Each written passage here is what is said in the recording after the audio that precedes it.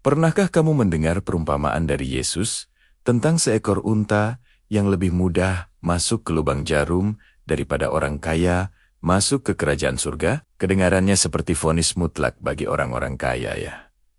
Seolah-olah punya uang itu dosa. Tapi, tunggu dulu. Jika kita gali lebih dalam, kita akan menemukan pesan yang jauh lebih bermakna tentang prioritas, keterikatan duniawi, dan arti kekayaan yang sejati. Perumpamaan ini muncul saat Yesus berbicara dengan seorang pemuda kaya yang bertanya cara memperoleh hidup kekal. Pemuda ini mengaku sudah menaati semua perintah Tuhan sejak kecil. Tapi, ketika Yesus memintanya menjual semua hartanya dan mengikut dia, pemuda itu pergi dengan sedih. Kenapa? Karena hartanya sangat banyak.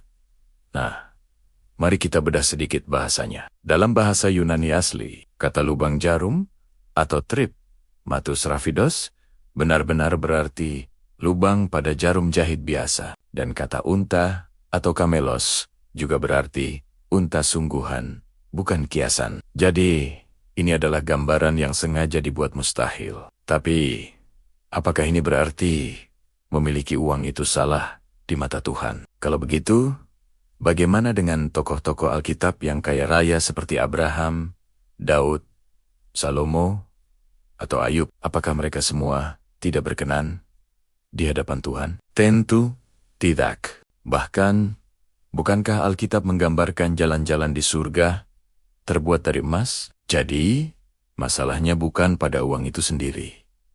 Lalu apa inti masalahnya?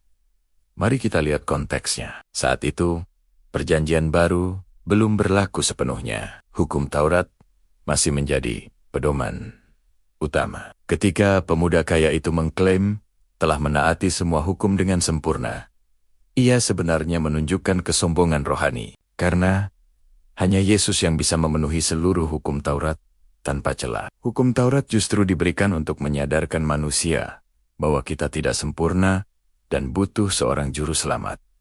Yesus melihat inti masalah pemuda ini, yaitu hatinya. Masalahnya bukan ketaatannya, tapi kesombongannya yang merasa sudah benar karena perbuatannya sendiri. Mirip seperti orang Farisi yang merasa lebih unggul karena ritual keagamaan mereka. Yesus pernah berkata, mereka seperti kuburan bercat putih, indah di luar, tapi di dalamnya penuh tulang belulang. Jadi, ketika Yesus meminta pemuda itu menjual hartanya, dia tidak sedang memberi syarat mutlak untuk masuk surga. Dia sedang menguji hati pemuda itu. Dia ingin menunjukkan di mana sebenarnya harta pemuda itu berada. Ternyata, hati pemuda itu lebih terikat pada kekayaannya daripada kepada Tuhan. Dia lebih percaya pada uangnya daripada pada anugerah Tuhan. Setelah pemuda itu pergi, Yesus berpaling kepada murid-muridnya dan mengucapkan perumpamaan unta dan lubang jarum itu. Murid-muridnya pun kaget dan bingung. Mereka bertanya, kalau begitu, siapa yang bisa diselamatkan? Ini menunjukkan bahwa masalahnya bukan hanya soal uang, tapi soal kondisi hati yang bisa dialami siapa saja. Pelajaran utamanya adalah ini. Tuhan tidak melarang kita punya uang. Yesus tidak mengajarkan kemiskinan. Yang Yesus ajarkan adalah kita tidak boleh lebih percaya pada uang daripada percaya pada Tuhan. Kita tidak boleh lebih mencintai harta daripada mencintai Tuhan.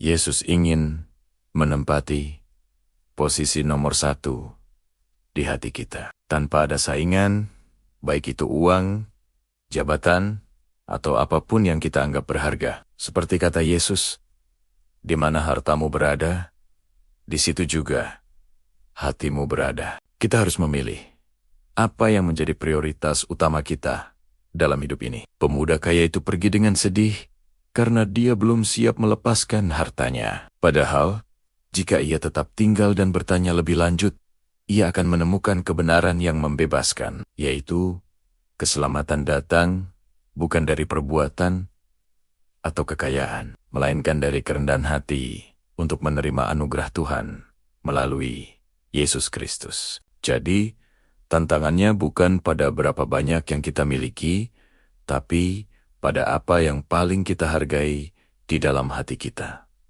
Semoga ini menjadi bahan renungan yang memberkati kita semua. Terima kasih sudah menonton. Jangan lupa subscribe untuk konten inspiratif lainnya. Sampai jumpa.